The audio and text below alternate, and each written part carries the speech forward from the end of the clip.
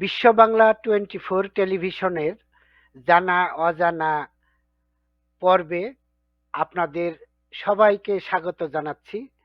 বিশ্বের যে যেখানেই আছেন বাংলা ভাষাভাষী মানুষেরা সবার প্রতি আমরা আন্তর্জাতিক মাতৃভাষা দিবসের মাসে সবাইকে শুভেচ্ছা জানাচ্ছি এবং 21শে ফেব্রুয়ারি ভাষার জন্য যারা আত্মাহুতি দিয়েছেন সেই সব শহীদদের প্রতিও নির্মল শ্রদ্ধা জানিয়ে আজকের পর্ব শুরু করছি। আজকে আমরা মূলত আলোচনা করব যুক্তরাষ্ট্রে অভিবাসনের গতি প্রকৃতি, এই ইমিগ্রেশন নিয়ে যে দীর্ঘ একটা প্রত্যাশা, যাত্রাপত্রহীন তাদের অবস্থা এবং যারা ইতিমধ্যেই গ্রিন কার্ড পেয়েছেন এবং সিটিজেনশিপ নিয়েছেন তাদের হাল হকিকত ইত্যাদি নিয়ে আজ আমরা আলোচনা করার জন্য আজ আমাদের অতিথি হিসেবে যোগদান করেছেন নিউ ইয়র্ক তথা যুক্তরাষ্ট্রের খ্যাতনামা ইমিগ্রেশন বিষয়ক অ্যাটর্নি এবং মানবাধিকার নিয়েও তিনি সোচ্চার রয়েছেন বহু বছর যাবৎ। তেমনি একজন খ্যাতনামা অ্যাটর্নি অশোক কর্মকারকে আমি আজকের এই অনুষ্ঠানে স্বাগত জানাচ্ছি। ধন্যবাদ লাবলু ভাই এবং বিশ্ব বাংলার দর্শক শ্রোতা সবাইকে ধন্যবাদ এবং কর্তৃপক্ষকে ধন্যবাদ। দেশে গুড ইনিশিয়েটিভ। তো আমরা কথা বলবো অবশ্যই ইমিগ্রেশন একটা বিশেষ ভাবে, বিশেষ করে আমরা পশ্চিমা দেশগুলোতে যারা আছি সভ্য জগতে আমাদের কাছে ইমিগ্রেশন একটা বিশেষ বিষয়, ইম্পর্টেন্ট বিষয়। পৃথিবী শুদ্ধই ইমিগ্রেশন একটা বিশেষ বিষয়, অলওয়েজ একটা গুরুত্ব বহন করছে। আমরা জানি সেটা, কিন্তু আমাদের জন্য এটা আরো বেশি গুরুত্বপূর্ণ বিভিন্ন কারণেই হচ্ছে। আর এই সভ্য জগতে দেখবেন যে সমস্ত সময় ইমিগ্রেশন একটা ইস্যু ছিল, সেটা আজকেই না, বিগত কয়েক দশক, বলতে গেলে কয়েক শতক ধরে এটা চলছে। মানুষ বিভিন্ন জায়গা থেকে, মানুষ এক জায়গা থেকে আরেক জায়গায় যাচ্ছে, বিভিন্ন কারণে যাচ্ছে, মানুষ যেতে হচ্ছে, কেউ বাধ্য হয়ে, কেউ বেটার জীবনের জন্য অনেক ড্রিম দেখে যাচ্ছে। সুতরাং এই সমস্যাটা সমাধান হবে কি হবে না সেটা অনেক বড় প্রশ্ন, কিন্তু সমস্যা যে আছে সেটাই সবচেয়ে বড় ঘটনা। তো আপনার কাছে ফিরে যাচ্ছি, বলুন। দাদা, আপনাকে অনেক ধন্যবাদ। আসলে দেখুন, আমরা যুক্তরাষ্ট্রে আছি, এই যুক্তরাষ্ট্র আজকের যে অবস্থায় উন্নীত হয়েছে, মানে শ্রেষ্ঠ একটি দেশ হিসেবে পরিগণিত হয়েছে, স্বীকৃত হচ্ছে সারা বিশ্বের মানুষের কাছে। সেই অবস্থায় আনার জন্য যারা সবচেয়ে বেশি ত্যাগ স্বীকার করেছে, এখনো করছে, অর্থাৎ যাদের রক্ত ঘামে আজকের এই আমেরিকা গড়ে উঠেছে, সেই অভিবাসী সমাজের একটি অংশ হিসেবে কিন্তু আজ আমরা এখানে কথা বলার জন্য হাজির হয়েছি।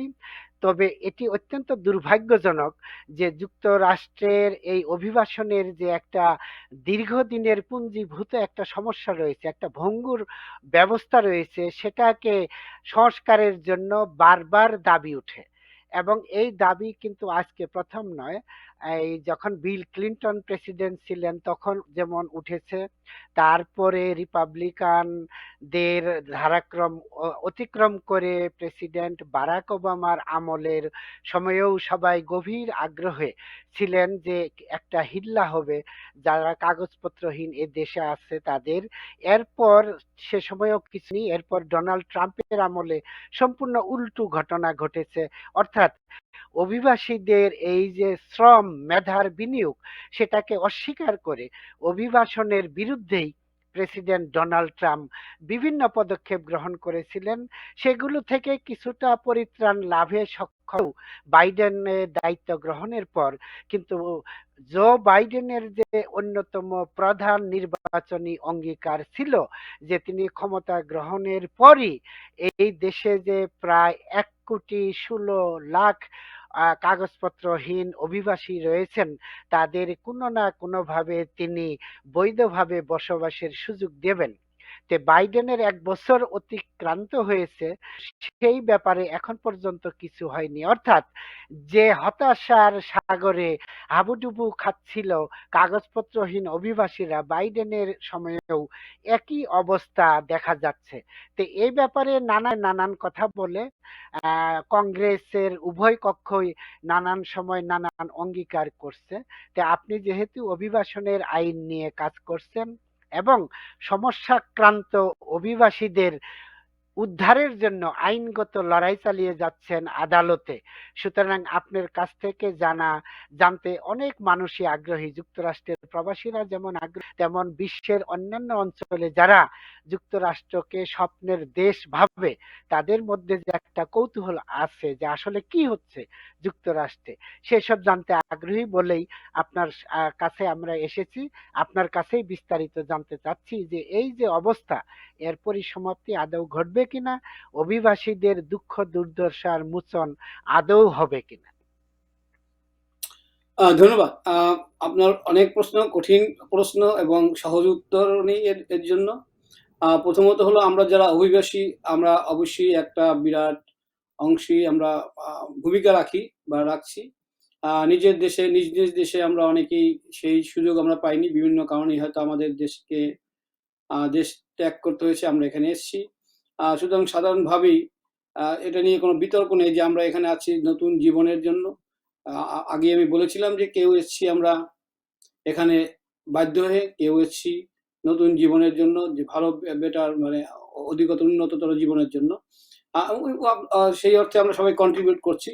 তো সবচেয়ে বড় ঘটনা হলো এই দেশ গঠনে আমাদের যতখানি ভূমিকা অবদান আমরা রাখছি, আর তার আগে এরাও আমাদেরকে সেই সুযোগটা দিচ্ছে যে আমরা নিজের দেশে আমরা যেটা সুযোগটা পাইনি। কিন্তু পর যে প্রবলেমটা, যেটা আসল প্রবলেম কোন জায়গাটা, সেটা নিয়ে কিন্তু আমাদের একটা সম্যক ধারণা থাকা দরকার। সেটা হলো যে এটা এই কারণে না যে কিছু লোক এখানে ইমিগ্রেশন বিরোধী বলেই হচ্ছে না, তাও না। আবার কিছু লোক একবারে চাচ্ছে সবাই আমাদেরকে যে ভালোভাবেই, তাও কিন্তু না। ঘটনাটা হলো এটা পলিটিক্স যেমন কাজ করছে, মানুষের প্রয়োজনীয়তা অনেকটাই কাজ করছে। আপনি যেটা সঠিকভাবে বললেন যে প্রেসিডেন্ট ক্লিনটনের সময় থেকেই কিন্তু একটা আমরা শুনে এসেছিলাম যে অ্যামনেস্টি আমরা যেটাকে বলি, অ্যামনেস্টি মানে হলো যে যারা যেভাবে এই দেশে ঢুকেছেন, আমরা অনেক সময় বিভিন্নভাবে নাম দেওয়া হয়েছিল, বিভিন্ন সময় এলিয়েন আমরা যেটাকে এখন বর্জন করেছি। যখন বলা হয় যাদের সঠিক কাগজপত্র নেই, মানে না বলে আমরা তাদেরকে বলি নন সিটিজেন বলছি। একটু মানে একটু ডেরিগেটরি যে অবস্থানটা ছিল, যে টার্মটা ছিল, এলিয়েন মানেই হলো something not from this soil, যে এখানের মানুষ না, এখানে ভিন্ন গ্রহের মতো আর কি, অন্য জায়গা থেকে আসা। এলিয়েন শব্দটাকে কিন্তু আমরা বর্জন করেছি। কিন্তু এই বর্জনের মাধ্যমে কি অর্জনটা হলো সাধারণ মানুষের, সেটা একটা প্রশ্ন থেকেই যায়। কিন্তু এটা একটা অ্যাটিটিউডের প্রশ্ন। অ্যাটিটিউড যে আপনি কিভাবে দেখছেন, যারা বাইরে থেকে এসছে বিভিন্ন সময় সঠিকভাবে আসতে পারেননি, ভিসা নিয়ে আসেননি, তাদের জন্য এই কথাগুলো কতখানি মানে হৃদয় বিদারক। সেটা একটা দিক আছে, কিন্তু মূল দিকটা হলো যে আপনার যে প্রশ্ন যে কেন মানুষ বারবার আশান্বিত হচ্ছে, আশা দেওয়া হচ্ছে, তারপরে আবার সেই ১-২ বছর নয়, কয়েকজন প্রেসিডেন্ট এর মধ্যে এসে চলে গেছেন। আপনারা জানেন প্রেসিডেন্ট বুশের সময়, ক্লিনটনের সময় থেকে শুরু হওয়ার পর প্রেসিডেন্ট বুশ এসছেন। তারপরে প্রেসিডেন্ট বুশের পরে প্রেসিডেন্ট বারাক ওবামা, উনি এসছেন, দুবার ছিলেন দুজনেই। ১৬ বছর আমাদের চলে গেছে। তারপরে আসলেন আমাদের president Trump, another 4 Donald years. Trump. তো এই ২০ বছর একবারেই আমাদের সব আশায় নিরাশে গেছে। গত ৪ বছর সে অর্থে কোনো আশা ছিল না। সমস্ত দুশ্চিন্তাই ছিল যে প্রতিদিন একটা করে নতুন করে আমাদের অভিবাসনের বিরুদ্ধে আইন অথবা রুল করে যাচ্ছে। আইন করা যায়নি অবশ্য। রুল করে যাচ্ছিলেন।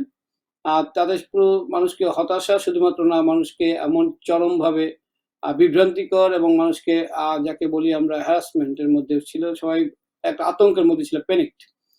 সেই জায়গা থেকে প্রেসিডেন্ট বাইডেনের সময় থেকে গত বছর জানুয়ারি মাস থেকেই মূলত অনেকটাই স্বস্তি ফিরে এসছে। এট লিস্ট মানুষ ঘুমোতে পারছে, যাদের হাতে বৈধ কাগজপত্র নেই, সেটা একটা। তো ঘটনাটা হলো ইমিগ্রেশন শুধুমাত্র ল না, এটা মূলত পলিটিক্স। এই পলিটিক্সটা যদি আমরা সঠিকভাবে বুঝতে পারি, তাহলে বুঝতে পারবো যে এই লটা কেন পাস হচ্ছে না, লটা কেন আসার কথা বলে আসছে না। এবং এখানে আরো সমস্যাটা হলো যে এই ইমিগ্রেশন সংক্রান্ত ল ইউএসএ তে সবসময় এটা যদি পাস হতে হয়, তাহলে ২ কক্ষে আমরা জানি এখানে বাইক্যামেরাল যে সিস্টেম, যেটা প্রথমত হলো হাউস অফ রিপ্রেজেন্টেটিভ এবং সিনেট, যেটা আমরা বলি সিনেট। সিনেটর এবং হাউস অফ রিপ্রেজেন্টেটিভ দুটো মিলে যেটা ইউএস কংগ্রেস, এই ২ জায়গাতেই কিন্তু পাস হতে হবে। এবং পাস হলেই হবে না, সিম্পল মেজরিটিতে হলে হবে না। সিনেটে এটা মানে বিশেষ করে সিনেটে এটাকে অ্যাটলিস্ট 60 পিপল, 60 সিনেটরস মাস্ট তাদেরকে এগ্রি করতে হবে। এই যে আপনার সমস্যাটা, যে 60 জন আমরা সবসময় জানি বিগত অনেক বছর ধরেই যেটা চলছে সবসময়, যেটা হলো যে হাউজে একটা পার্টির হয়তো অনেকটাই মেজরিটি থাকে, কিন্তু সেনেটে এসে ভালো দেখা যায় অবস্থানে বিভিন্ন থাকে। হ্যাঁ, কিন্তু সেনেটে এসে প্রায় 50-50 একটা সবসময় থাকে। হুম, হুম। এটা একটা বলতে পারি, আমার কাছে যেটা মনে হয় যে আমরা বলি চেকস অ্যান্ড ব্যালেন্সের যে ধারণা এদেশের মানুষ খুব ভালোভাবেই হয়তো মানেন। যে কারণে কখনোই সেনেটে গিয়ে তারা মানে কোনো একটা পার্টিকে সেই পরিমাণ সুবিধা দেওয়া হয় না যাতে তারা অন্য পার্টিকে ইগনোর করতে পারে। তো সেই জায়গার কারণেই হয়তো এই পলিটিক্স এর কারণেই মূলত কোনো কিছুই আসছে না। আমার কাছে যেটা বেশি মনে হয় সেটা হলো যে ডেমোক্র্যাটদের অবস্থান এবং রিপাবলিকানদের অবস্থান। রিপাবলিকানদের মধ্যে অনেকেই কিন্তু চান যে এই সমস্যার সমাধান হোক। কিন্তু সমাধানটা কিভাবে হবে সেটা নিয়েই মূলত ২ পার্টির একটা সমস্যা।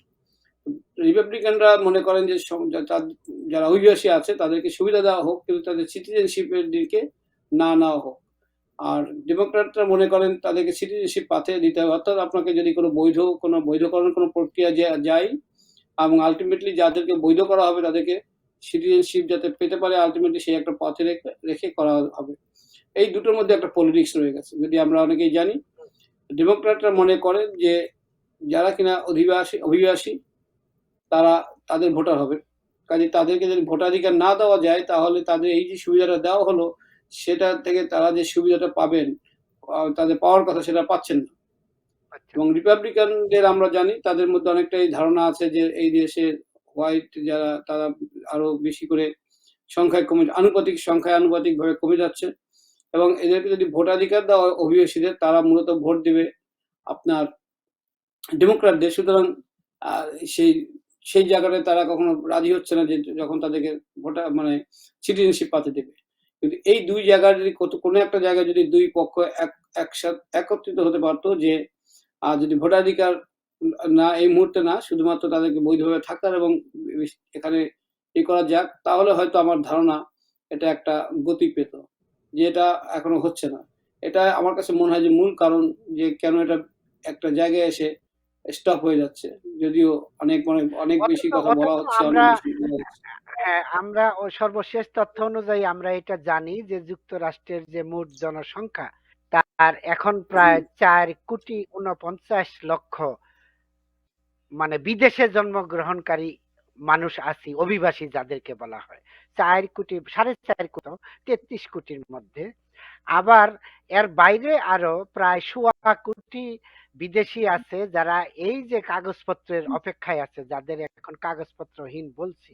অর্থাৎ প্রায় 6 কোটি হয়ে যাবে অভিবাসী বিদেশে জন্মগ্রহণকারী মানুষ এই দেশে যারা আছে।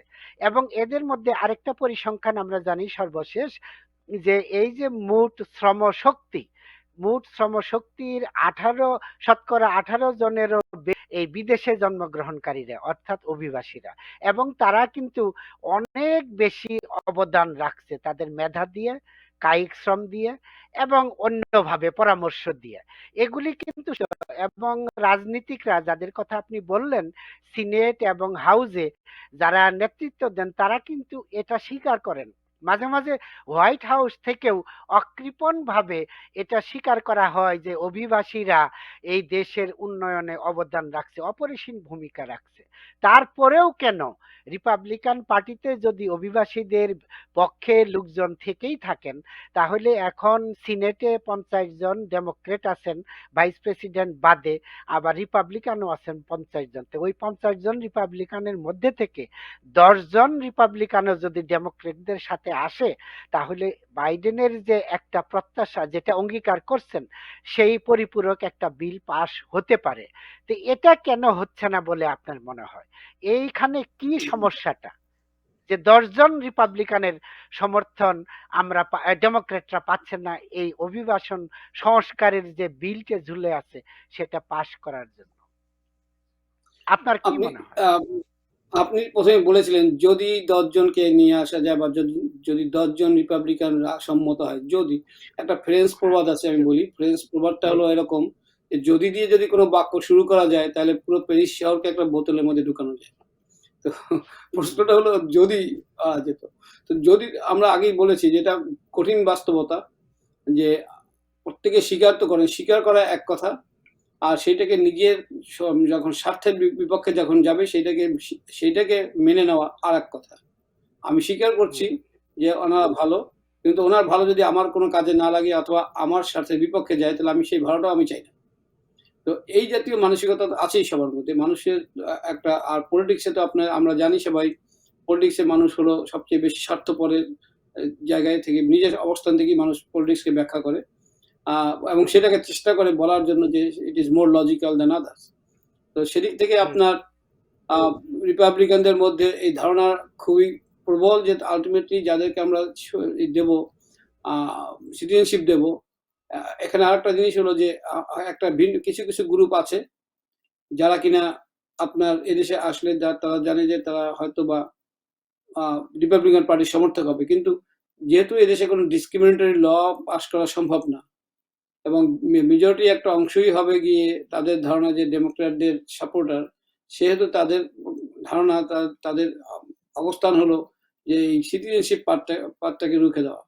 কাজে আপনি দেখবেন যতখানি আমি অবজার্ভ করেছি যে সিটিজেনশিপ পাথের যখন কথা ওঠে তখনই তারা মনে করে এটা অ্যামনেস্টি হচ্ছে এবং অ্যামনেস্টি মানেই হলো এদেশে আমরা যারা অবৈধভাবে ঢুকেছেন তাদেরকে আমরা ইয়েস করলাম, তার মানে আইন ভাঙায় আমরা তাদেরকে উৎসাহিত করলাম।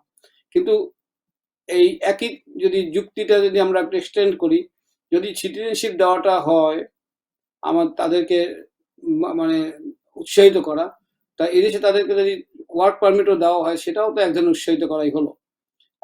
সুতরাং যদি আমরা একটু বুঝি যে সিটিজেনশিপ দেওয়ার ক্ষেত্রেই তাদের মূল প্রবল আপত্তি এবং তাদের কাজ করার অধিকার দিতে আমি যতখানি বুঝেছি যে কাজ করার অধিকার দিতে তাদের সে অর্থে ততখানি সমস্যাটা নেই।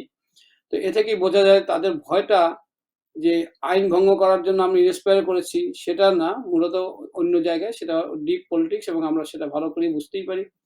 সুতরাং এই ক্ষেত্রে আমাদের আশাটা কি হতে পারে?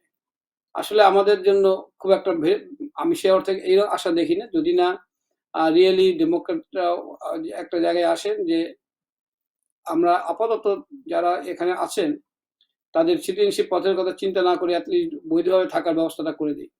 যদি বৈধভাবে তারা থাকতে পারেন তা পরবর্তী জেনারেশন যারা এখানে যেহেতু এখনো এদেশের কনস্টিটিউশন আছে, কনস্টিটিউশন যেহেতু সংবিধান যেহেতু এখানে অ্যাব্রোগেট করা যায় না বা কোনো কিছু হবে না, যারা বৈধভাবে যারা এখানে এসে জন্মগ্রহণ করবেন তাদের ছেলেমেয়েরা তারা সবাই আবার সিটিজেনশিপ পেয়ে যাবেন। কিন্তু বৈধভাবে থাকাটা কিন্তু প্রথম দরকার। এই জায়গাটা আমার ধারণা যে ডেমোক্র্যাটদের একটু বুঝতে হবে যে আমাদের দরকার হলো তাৎক্ষণিকভাবে অভিবাসীদের একটা সুবিধা দেওয়া। বড় সুবিধা দেওয়ার আশায় ২০ বছর আমরা অপেক্ষা করেছি।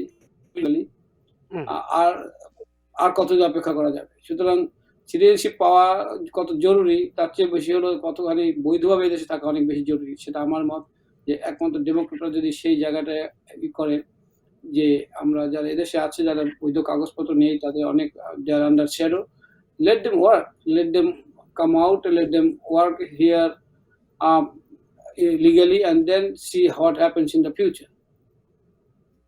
আসলে এই বিষয়টা ওভারকাম করা, এই যে একটা প্রতিবন্ধকতা, এই ৬০ জন সিনেটরের অভাবে ইউএস সিনেটে বিল পাস হচ্ছে না ডেমোক্রেটদের আকাঙ্ক্ষার প্রত্যাশার পরিপূরক, সেটা ওভারকাম করার জন্য আমার মনে হয় সামনে নভেম্বরে যে মধ্যবর্তী নির্বাচন, যেখানে কংগ্রেসের সবগুলো আসনের ভোট হবে এবং ৩৩টে ইউএস সিনেটের ভোট হবে, সেই ভোটের সময় যদি ডেমোক্রেটদের আসন বাড়িয়ে দেওয়া যায় তাহলে মনে হয় এই বিষয়টা ওভারকাম করা সহজ হবে। সুতরাং আমি সেটাই অনুরোধ জানাবো যারা সিটিজেনশিপ নিয়েছেন এখনো ভোটার হিসেবে তালিকাভুক্ত হননি, তারা অবিলম্বে ভোটার হিসেবে তালিকাভুক্ত হন এবং নভেম্বরের মধ্যবর্তী নির্বাচনে যাদেরকে ভোট দিলে আপনার পক্ষে তারা বিল পাস করবে, বিশেষ করে এই ইমিগ্রেশন রিফর্ম বিল, সেই ধরনের প্রার্থীকে আপনারা ভোট দিন, জয়যুক্ত করুন। আরেকটা বিষয় আমি আপনার কাছে জানতে চাই, আপনি আগেই বলেছেন যে প্রেসিডেন্ট হিসেবে বাইডেন দায়িত্ব গ্রহণের পর অনেক জটিলতা, অনেক দুঃস্বপ্নের পরিসমাপ্তি ঘটেছে আপাত দৃষ্টিতে যারা কাগজপত্রহীন।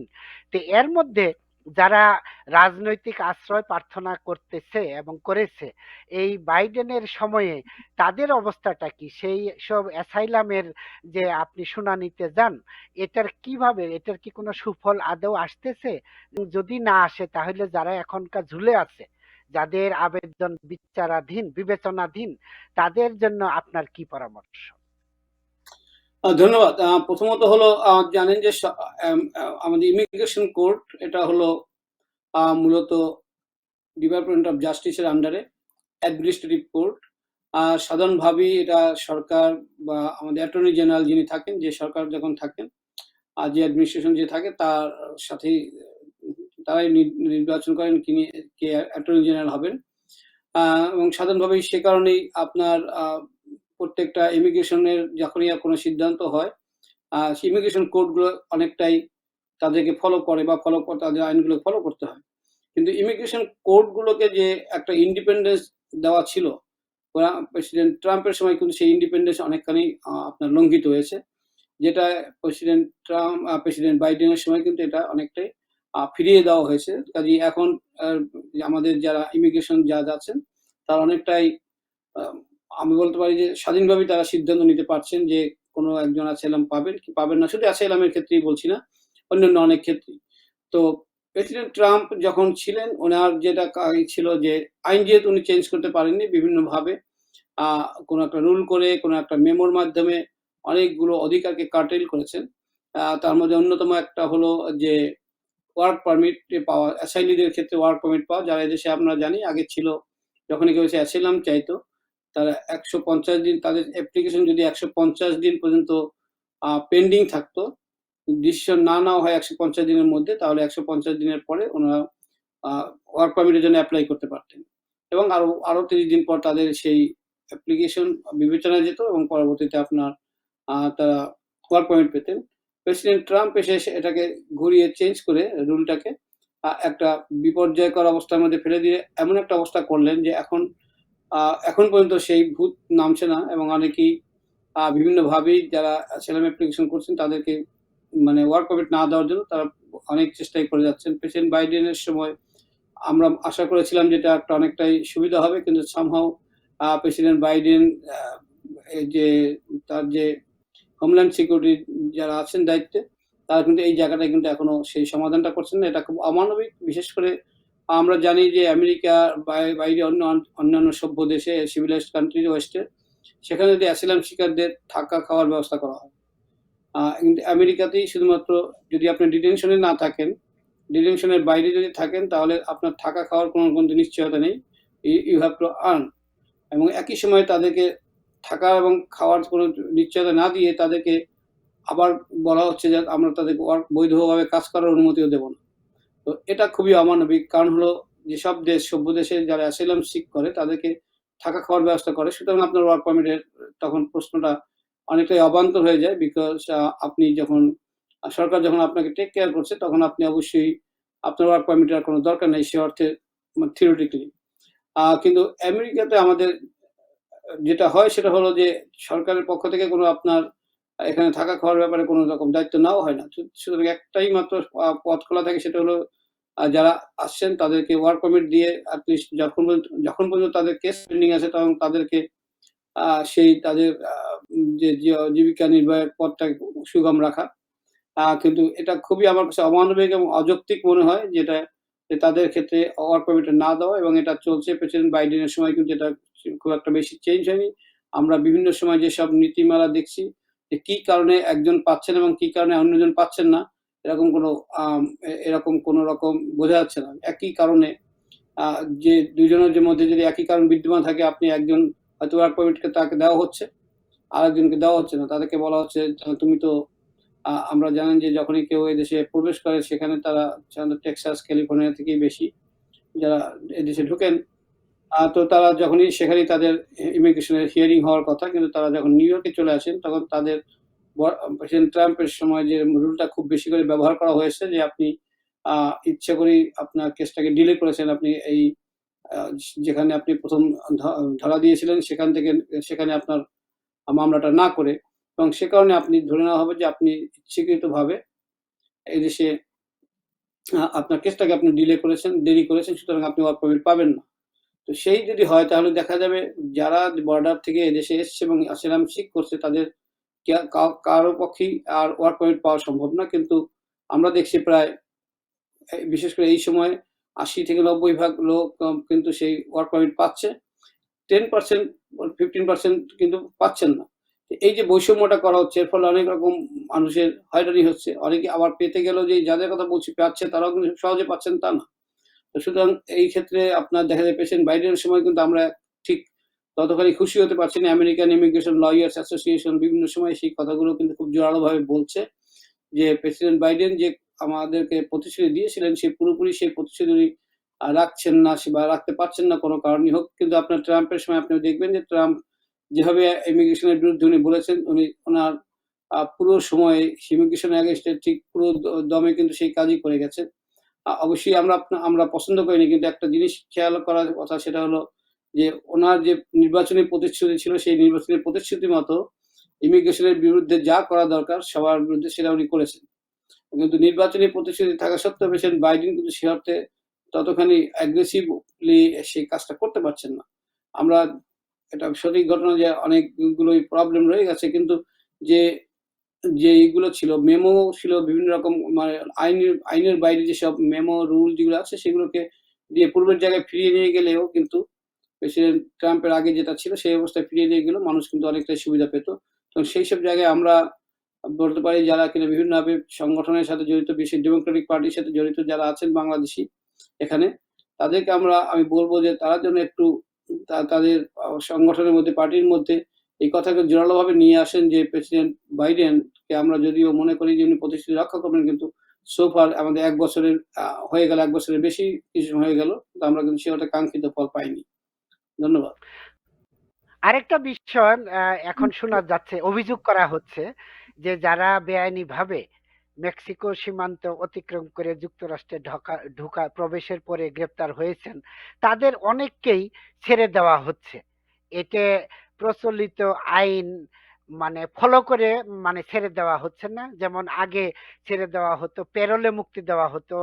আপনারা অ্যাটর্নিরা আবেদন করতেন এবং সেই লোক মুক্তি পাওয়ার পর কোথায় থাকবে তাদের একটা সুনির্দিষ্ট ঠিকানা থাকতো, যে ঠিকানা ইমিগ্রেশন অফিসার অথবা কোর্টের কাছেও থাকতো। তারা পরবর্তীতে তাদেরকে নোটিশ দিত যে তোমার ওই এইটা করতে হবে ওইটা করতে হবে। এখন তা অনেককেই ছেড়ে দেওয়া হচ্ছে তাদের সত্যিকারের ঠিকানা সংগ্রহ না করে অথবা প্যারোলের বিধি অনুসরণ না করে। এর ফলে যারা মুক্তি পাচ্ছে তারা তো মনে করে যে আমি তো এখন মুক্তি পেলাম, আমার আর কোনো সমস্যা নাই। কিন্তু ইমিগ্রেশন থেকে কিন্তু রীতি অনুযায়ী তাদের বিরুদ্ধে, তাদেরকে যখন খুঁজে না পাবে তখন তাদের বিরুদ্ধে বহিষ্কারের আদেশ জারি হবে। এটা কিন্তু প্রকারান্তরে ওই যে ওইভাবে হঠাৎ করে মুক্তি পাওয়া অভিবাসীদের জন্য ভবিষ্যতে খুবই একটা পীড়াদায়ক হবে বলে অনেকে বলা বলি হচ্ছে। এই বিষয়ে আপনারা ইমিগ্রেশনের যারা লয়ার আছেন তারা কি কর্তৃপক্ষের কাছে করছেন? সেই সম্পর্কে জানলে আমাদের যারা এখন পর্যন্ত ওই ধরনের ভিকটিম, যারা মেক্সিকো হয়ে ঢোকার পরে মুক্তি লাভ করে এখন মনে করতেছেন যে তিনি স্বপ্নের দেশ আমেরিকায় ঢুকে পড়েছেন, তার আর কোনো সমস্যা নেই, তার সমস্যা নিপা হচ্ছে, এই ব্যাপারে আপনার কোনো পরামর্শ আছে কিনা? ধন্যবাদ। আপনি খুব টেকনিক্যাল পয়েন্টগুলো ধরেছেন। বোঝা যাচ্ছে যে আপনার এ ব্যাপারে যথেষ্ট মানে আপনার ইনফরমেশন এবং আপনার ধারণা অনেক ক্লিয়ার। হ্যাঁ, সত্যিকার ঘটনায় তাই হচ্ছে। কিন্তু এটাকে এত বেশি সমস্যা করে মনে করার কিছু নেই। কারণ হলো যারাই এখানে এসছেন তাদেরকে আমি বলব যে আপনি এই দেশে ঢোকার পরপরই আপনি যখনই রিলিজড হয়ে যাচ্ছেন, আমরা আইসি এর মাধ্যমে যখন আপনাদেরকে রিলিজ করে দিচ্ছে, অবশ্যই আপনার উচিত হবে একজন অ্যাটর্নির সাথে যোগাযোগ করে তাকে করা। কারণ হলো আপনাকে তখন পরবর্তীতে কি করতে হবে ওনারা আপনাকে গাইড করতে পারবে। কারণ হলো আপনার যেমন আপনার মামলাটা কোথায় হচ্ছে, আপনার যদি ইন্টারভিউ না হয়ে থাকে, মনে করার কারণে ইন্টারভিউ হবে না, ইন্টারভিউ হতে হবে। তার কারণ তা না হলে আপনার কেস কিন্তু কোর্টে যাবে না। কোর্টে না গেলে আপনি কোনো রকম ইমিগ্রেশনের কোনো সুবিধা পাবেন না বছর পর বছর থেকে, এবং কোনো একটা সময় হঠাৎ করে দেখা যাবে যে আপনার কেসটা যদি কোর্টে পাঠিয়ে দেওয়া হয়ে থাকে এবং আপনি যদি কোনো কারণে মিস করেন তাহলে আপনাকে অলরেডি দেশে রিমুভ করে দেওয়া হবে। সুতরাং it will be problematic at that point. এর মানে এই না যে আপনার আর কোনো কিছুই করা সম্ভব না। কিন্তু যেটা মানে যেটা সহজ ছিল, সহজ জিনিসটাকে আরো কঠিন করা হলো। কাজেই whenever you are released from this detention center, talk to an attorney so that they can take care of many things. আপনাকে গাইড করতে পারে, হ্যান্ডেল করতে পারে যে কি করতে পরবর্তীতে। কাজে ইন্টারভিউ না হয়ে থাকলে কোনো সমস্যা নেই। কারণ হলো এই প্যান্ডেমিক এর সময় যেটা কেউ রিস্ক নিচ্ছে না। যে অনেক দিন ধরে না রাখার একটা ইচ্ছা আছে, ইনস্ট্রাকশন আছে যে অনেক এক জায়গায় যদি তাকে কনজেশন থেকে শুরু করে অনেক chaos হয়ে যাবে। সেই কারণেই মূলত ছেড়ে দেওয়া হচ্ছে। কিন্তু ছেড়ে দেওয়া মানে এই না যে আপনার ইন্টারভিউটা হবে না। ইন্টারভিউ যেটা হতো আপনার ডিটেনশন সেন্টারে, সেই ইন্টারভিউ কিন্তু আপনার এখানে অ্যাসাইলাম অফিসে হবে। সুতরাং আপনাকে যোগাযোগ রাখতে হবে এবং সবসময় যোগাযোগ রাখতে হবে। কারণ হলো you should not miss it. এটাই আমার মানে সাজেশন যারা আপনারা পরামর্শ। এভাবে আসছেন, পরামর্শ। ধন্যবাদ। এবং আপনি জানেন এবং আমরা সবাই জানি, আপনারা তো বেশি জানেন যেহেতু আপনারা কাজ করতেছেন বাংলাদেশীদের জন্য। এই সাম্প্রতিক বছরগুলোতে অনেক বাংলাদেশী বিভিন্ন দেশ ঘুরে মেক্সিকো হয়ে বেআইনিভাবে যুক্তরাষ্ট্রে ঢুকে পড়েছে। তারা অ্যাসাইলাম প্রার্থনা করেছে। তাদের জন্য আপনারা সার্ভিস দিচ্ছেন। তো এই যে যখন তাদের ব্যাপারে শুনানিতে যাচ্ছেন, তাদের আবেদনগুলো এখন কিভাবে দেখছেন জজ? ধন্যবাদ। প্রথমত হলো যে জানেন যে অ্যাসাইলামের ক্ষেত্রে যেটা কথা হলো যে দেশ থেকে যারা এসছেন, যে দেশ থেকে, শুধু বাংলাদেশ নয়, সেই দেশের যে বিদ্যমান অবস্থা সেটার যে উপরে একটা কিন্তু আমরা বলি কান্ট্রি রিপোর্ট দেন স্টেট ডিপার্টমেন্ট থেকে। ডিপার্টমেন্ট অফ স্টেট থেকে কিন্তু একটা কান্ট্রি রিপোর্ট সবসময় দেওয়া হয়। প্রতি বছর একটা হয়। সেই কান্ট্রি রিপোর্টকে ফলো সাধারণত আপনার ইমিগ্রেশন যারা করে থাকেন তাদের করতে হয়। আইন অনুসারে তাদেরকে সেই কান্ট্রি রিপোর্টের উপরে ভিত্তি করে বিশ্লেষণ করতে হয় যে যিনি এই আবেদন করেছেন তার আবেদন কান্ট্রি রিপোর্টের ব্যাকগ্রাউন্ডে এই আবেদনটা কতখানি যুক্তিযুক্ত। কাজে এটা হঠাৎ করে মনে হতে পারে কান্ট্রি রিপোর্টটা কোনো বিশেষ কোনো মূল্য নেই। কিন্তু ইমিগ্রেশনের ক্ষেত্রে কান্ট্রি রিপোর্ট খুবই মূল্যবান। কারণ তার ভিত্তিতে আইন অনুসারে আমাদের ইমিগ্রেশন জাজরা কিন্তু সেটাকে আ তাদের কনসিডারেশন এ নিয়ে আসতে হয় এবং শুধু নিয়ে আসতে হয় না, তার ভিত্তিতেই তাদেরকে চিন্তা করতে হয়। তাদের ডিসিশন দেওয়ার ক্ষেত্রে একটা বিরাট ভূমিকা পালন করে হলো কান্ট্রি রিপোর্ট।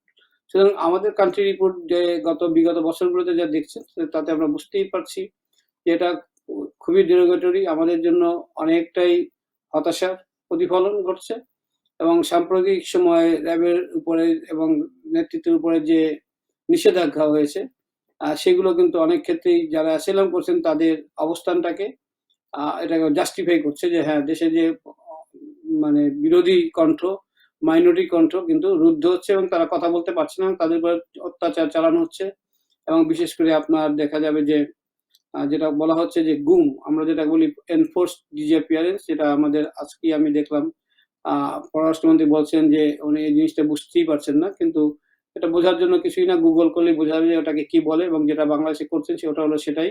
আ প্রতি বছর মানে ৫০০ লোককে যদি আপনি গুম করান, আপনারা জানেন হত্যা এবং গুমের মধ্যে পার্থক্যটা অনেক সূক্ষ্ম এবং অনেক মর্মান্তিক। হত্যার চেয়েও জঘন্য অপরাধ হলো গুম।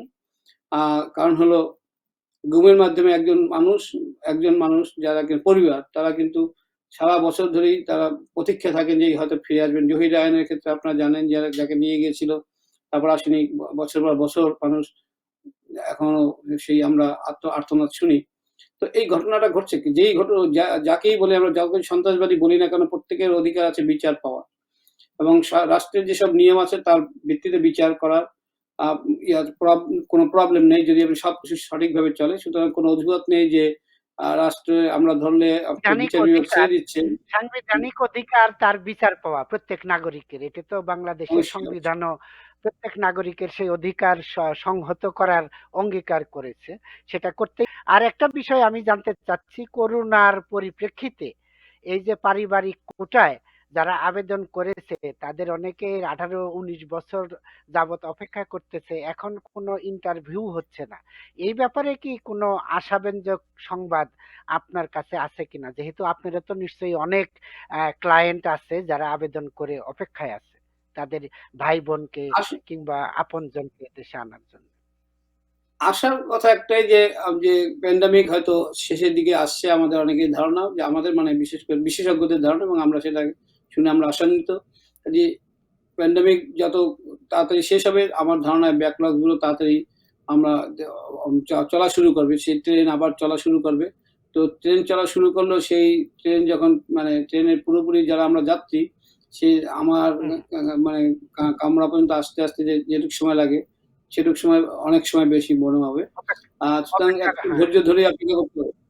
একটু ধৈর্য ধরে অপেক্ষা করতে হবে এবং এটার কোনো বিকল্প নাই। আপনার তবে যাদের ক্ষেত্রে এক্সপার্টাইট করা মানে হলো যদি আপনার কোনো ইমার্জেন্সি কোনো কিছু থেকে থাকে, আর হুম, হুম, ইমার্জেন্সি মানে বিশেষ করে ইমিগ্রেশনের ক্ষেত্রে ইমার্জেন্সি মানে হলো আপনার নিকটাত্মীয়ের কোনো রকম কোনো আ এ মেডিকেল কোনো প্রবলেম যেটা মানে তাদের ডেথ বেড বা আপনার তাদের শেষ দিকে নিয়ে যাচ্ছে এরকম অবস্থা যদি হয়ে থাকে, সেই ঘটনাকে আপনি বিবৃত করে যদি আপনি আপনার কেসটাকে এগিয়ে আনার জন্য আবেদন করেন, তাহলে সেটার একটা অবস্থান আছে। হোপফুলি কারো এটা লাগুক এটা আমরা চাই না। কিন্তু যদি এরকম ঘটনা হয়ে যায় আনফরচুনেটলি, অবশ্যই আপনারা যোগাযোগ করবেন এনভিসি অথবা এম্বাসির সাথে এবং তাদেরকে আপনি ডকুমেন্ট সহ যদি তাদেরকে আবেদন করেন, তাহলে সেক্ষেত্রে আপনার আপনার কেস কিন্তু এগিয়ে আনার যথেষ্ট সম্ভাবনা আছে। আমরা ইদানিংকালে অনেককেই পেয়েছি। এটা অসম্ভব না। হুম, হুম।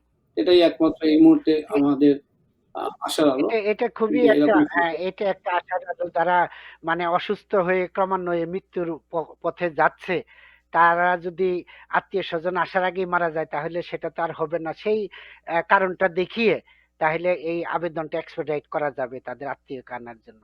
আরেকটা বিষয় আপনি তো একদম। বলেছেন নিশ্চয়ই যে এই যে অভিবাসনের বিধিগুলির ব্যাপারেও একটা রাজনীতির একটা ডামাডোল দেখা যায়। যেমন অতি সম্প্রতি বাইডেন প্রশাসন একটা নতুন বিধি জারি করেছে যে অঙ্ক, বিজ্ঞান এবং তথ্য প্রযুক্তিতে যারা মেধাবী বিদেশি যেসব স্টুডেন্ট আছে তাদেরকে সে অগ্রাধিকার ভিত্তিতে এবং ব্যাপকভাবে ভিসা ইস্যু করবে আন্তর্জাতিক শিক্ষার্থী হিসেবে। আহ, এটা বলাই হচ্ছে যে চীনকে টেক্কা দেওয়ার জন্য।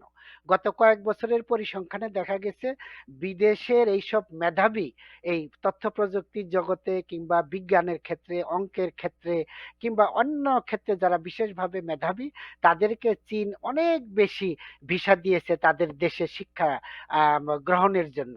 যুক্তরাষ্ট্রও সেই ধরনের একটা কর্মসূচি ঘোষণা করেছে এবং এই বিষয়টাকেও অনেকেই আমি আজকেও শুনলাম যে বাংলাদেশের যে দালাল চক্র আছে তারা এটাকে পুঁজি করেও বিভিন্নভাবে টুপ দিচ্ছে ছাত্রছাত্রীদেরকে যে দরখাস্ত করলেই ভিসা পাওয়া যাবে। এই জন্য তারা নাকি একটা নির্দিষ্ট পরিমাণের টাকাও নিচ্ছে ফি হিসেবে।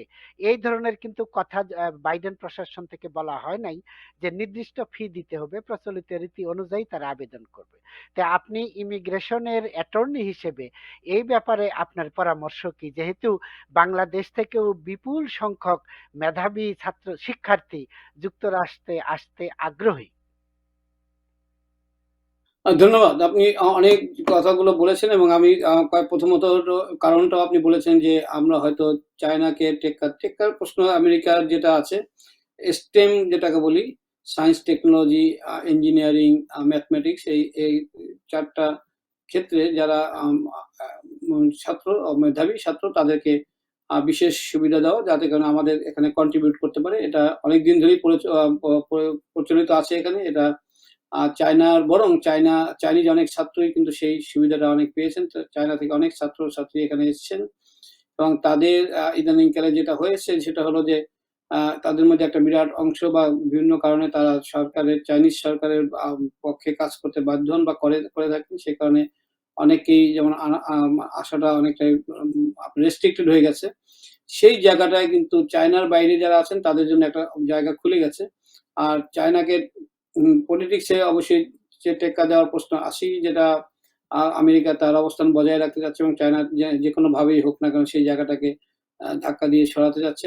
অবশ্যই আমরা একজন আমেরিকান হিসেবে আমরা সবসময় জানি যে আমেরিকা যে তাদের সুপার পাওয়ার সেটা শুধুমাত্র পাওয়ার দিয়ে নয়, তাদের জ্ঞান বিজ্ঞান থেকে শুরু করে ডেমোক্রেটিক ভ্যালুজ এই কারণেই আমেরিকা শ্রেষ্ঠ কান্ট্রি। চায়নাকে সেই জায়গায় আসতে আরো ১,০০০ বছর হয়তো লাগবে। কমিউনিস্ট শাসন যখন পর্যন্ত না যাবে, অমানবিক শাসন তখন পর্যন্ত মানুষ এখনো বিশ্বাস সেটা অন্য জিনিস আছে। তবে যেটা আপনি বলছিলেন যে অনেকেই ভুল তথ্য দেওয়া হচ্ছে, ভুল তথ্য দিয়ে ছাত্রদেরকে করা হচ্ছে এবং আমি বলি যে প্রত্যেকটা সময় যখন আমেরিকায় কোনো কোনো সিদ্ধান্ত সরকার থেকে নেওয়া হয়, যখনই কোনো ইমিগ্রেশন সংক্রান্ত তার একটা ভুল ব্যাখ্যা করার খুব অপপ্রয়াস আমি সবসময় দেখে থাকি। একবারে বারে এক সময়, যেমন এর কিছুদিন আগে ছিল যে মাত্র আপনি একটা বাড়ি কিনলেই $500,000 যদি বাড়ি কিনতে পারেন তাহলেই আমেরিকায় আপনাকে গ্রিন কার্ড দেওয়া হবে। তো এরকম করে অনেক লোকের প্রতারণা করা হয়েছে অনেক লোককেই। তো আপনার এই প্রশ্নটা আমি খুবই মনে করেছি খুবই গুরুত্বপূর্ণ। তার কারণ হলো যে বিভিন্নভাবে কিন্তু ছাত্রদেরকে আপনার আ যাকে বলি আমরা প্রতারণার শিকার লোভ হবে দেখানো অনেকেই। হচ্ছে।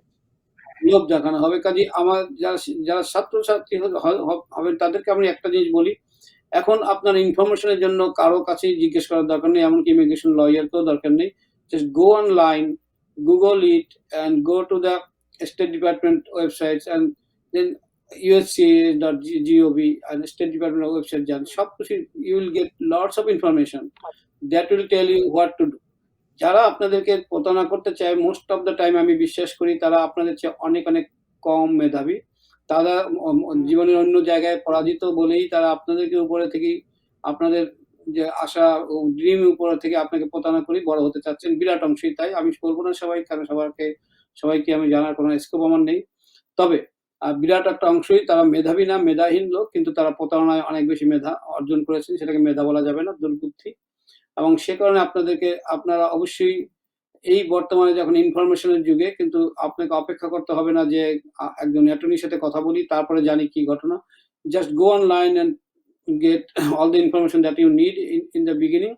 হ্যাঁ, তারপরে যখন আপনার কোনো অ্যাপ্লিকেশন করার প্রশ্নে যখন টেকনিক্যাল প্রশ্নে যখন আসবে, then talk to an attorney. If you want to আপনার বিভিন্নভাবে কথা বলতে পারবেন। তার আগ পর্যন্ত যারা আপনাদেরকে উদ্বুদ্ধ করছে অ্যাপ্লিকেশন করার ক্ষেত্রে তাদের সম্পর্কে আপনার একটু জানা থাকা দরকার যে এই জিনিসগুলো তারা যেটা বলছেন সেটা তাদের পক্ষে সম্ভব কিনা। এটা অসম্ভব, কারণ কোনো অফ দ্য বুক বা বিভিন্নভাবে কিন্তু বিহাইন্ড দ্য সিন কোনো কিছু করা মুশকিল এখানে। আমি তাও বলব না যে কোনো কিছু হচ্ছে না, অনেক কিছু হয়তো হতে পারে। বাট এখানে সব মানা হয় বেশি করেই। কাজেই প্রতারণার শিকার হবেন না। আর নিজেকে আগেই যাচাই করতে হয়। আমরা যাটাকে বলি ডিউ ডিলিজেন্স। আপনি নিজের ব্যাপারটায় আপনি একটু কষ্ট করে ইনফরমেশনটা নিন এবং বোঝার চেষ্টা করুন এটা কতখানি লজিক্যাল। যারা ভালো ছাত্র তারা জানবেন। যদি আপনি ভালো ছাত্র হন অবশ্যই এদেশে এখন পৃথিবীতে কম্পিউটার না জানার কোনো প্রশ্ন নেই। কম্পিউটার আপনি অবশ্যই জানেন। কম্পিউটার আপনি জানেন কিভাবে ওয়েব সার্চ করতে হয় সেগুলো করুন। Take do your homework. হোমওয়ার্কটা আপনাকে করতে হবে। সেটা এই প্রতারণা চক্রের সাথে ছেড়ে দিবেন না। দেন অবশ্যই যখন আপনি অ্যাপ্লিকেশন করবেন, অ্যাপ্লিকেশন করার পরে আপনি বুঝতে পারবেন ছাত্র হিসেবে এখানে আসার জন্য যেসব ক্রাইটেরিয়া দরকার সেটা আপনার আছে কিনা, আপনার হাতে পর্যাপ্ত টাকা আছে কিনা। আপনি আসার পরে এদেশে আসার পরে কিছুদিন পরেই যদি আপনি ছাত্রত্ব আপনি করে দেন যে আমি আর পারছি না, আমি যাবো। যদি জেনুইন কজ ছাড়া সেটা কিন্তু প্রতারণার শিকার হবেন এবং আপনি পরবর্তীতে অনেক সমস্যায় পড়তে পারেন। সুতরাং ডু ইউর জব ফার্স্ট। যে একটু হোমওয়ার্ক করা এবং তারপর আপনি অ্যাপ্লিকেশন করেন। ভালো খবর হলো সেটাই যে আপনি যদি অ্যাপ্লিকেশন করেন এখন অ্যাপ্লিকেশন অ্যাপ্রুভড হওয়ার সম্ভাবনা অন্য যেকোনো সময়ের তুলনায় অনেক বেড়ে যাচ্ছে বা বেড়ে গেছে। That is only thing. So do your homework first. ধন্যবাদ। হ্যাঁ, এটা আপনি যথার্থই বলেছেন অ্যাটর্নি অশোক দা। এখন টুরিস্ট ভিসাও বেশি ইস্যু করা হচ্ছে এবং এইসব ইন্টারন্যাশনাল স্টুডেন্ট হিসেবেও ভিসা অনেকেই পেয়ে যাচ্ছে। তার একটা প্লাস পয়েন্ট আবার আছে, এটা আমরা সবাই জানি। তার আবার বলতে চাচ্ছি, যদি একজন ছাত্র স্টুডেন্ট ভিসা পেয়ে যায় তাহলে সে যদি বিবাহিত হয় তাহলে তার স্বামী অথবা স্ত্রী সাথে আসতে পারে। এটা একটা প্লাস পয়েন্ট বাংলাদেশি যারা মেধাবী শিক্ষার্থী আছে তাদের জন্য। ডিবি লটারি বন্ধ হলেও আমার মনে হয় এটা একটা নতুন দিগন্ত উন্মোচিত হয়েছে মেধাবী শিক্ষার্থীদের যুক্তরাষ্ট্র এসে স্থায়ীভাবে বসবাস। আমি এই জন্যই বললাম যে এইসব মেধাবী শিক্ষার্থীরা যখন গ্রাজুয়েশন করবে তারপরে নতুন বিধি অনুযায়ী কমপক্ষে ৩ বছর তারা এখানে জব করতে পারবে, সেই সুযোগ দিয়েছে। এবং ওই জবকালীন সময়ে যদি তার পারদর্শিতা প্রদর্শনে ভালোভাবে সক্ষম হয় তাহলে তাকে গ্রিন কার্ড যুক্তরাষ্ট্র সরকার তাদেরকে সাদর আমন্ত্রণ জানাবে স্থায়ীভাবে বসবাসের জন্য। সেটাই হলো মূল লক্ষ্য। আমি ধন্যবাদ জানাচ্ছি অ্যাটর্নি অশোক কর্মকারকে এই সমসাময়িক এইসব প্রসঙ্গে মূল্যবান পরামর্শ উপস্থাপনের জন্য। আর একটা বিষয় আমি বলতে চাচ্ছি যে আমেরিকা স্বপ্নের দেশ, সত্যি এটা স্বপ্নের দেশ যদি আপনি সততার সাথে নিষ্ঠার সাথে নিজ নিজ পালন করেন। আর যদি রাতারাতি আপনি বড়লোক হতে চান সেই পথও আছে, কিন্তু সে আপনি বেশি দূর এগুতে পারবেন না। ইতিমধ্যেই অনেক প্রবাসী রাতারাতি কারি টাকার ডলারের মালিক হতে গিয়ে এখন তারা হয় জেলখানায় আছে অথবা তারা পালিয়ে অন্য দেশে আশ্রয় গ্রহণ করেছে। সুতরাং যারা যুক্তরাষ্ট্রে আসতে চান তারা সেভাবেই প্রস্তুতি নিয়ে আসুন, তাহলে নিশ্চয়ই আপনার এতে স্বপ্নের দেশ হিসেবেই পরিগণিত করা সম্ভব হবে। আমি আবারও অ্যাটর্নি অশোক কর্মকারকে ধন্যবাদ জানাচ্ছি, কৃতজ্ঞতা জানাচ্ছি বিশ্ব বাংলা 24 টেলিভিশনের পক্ষ থেকে। ভবিষ্যতে নিশ্চয়ই আমরা এই ইমিগ্রেশন ইস্যুতে আরো কোনো আলোচনায় আপনাকে পাবো, সেই আশা ব্যক্ত করছি। আপনাকে ধন্যবাদ। দর্শক শ্রোতা সবাইকে ধন্যবাদ। শুভরাত্রি। শুভরাত্রি। বিশ্ব বাংলা 24 টেলিভিশনের সকল দর্শক শ্রোতাকে আজকের এই অনুষ্ঠান যদি আপনাদের ভালো লেগে থাকে তাহলে নিশ্চয়ই আপনারা আবার যোগাযোগ করবেন বিশ্ব বাংলা 24 টিভি অনলাইনে গিয়ে। আমাদের এই অনুষ্ঠান টেলিভিশন চ্যানেল ছাড়াও ইউটিউব এবং ফেসবুকে আপনি দেখতে পারেন। ধন্যবাদ এবং শুভরাত্রি।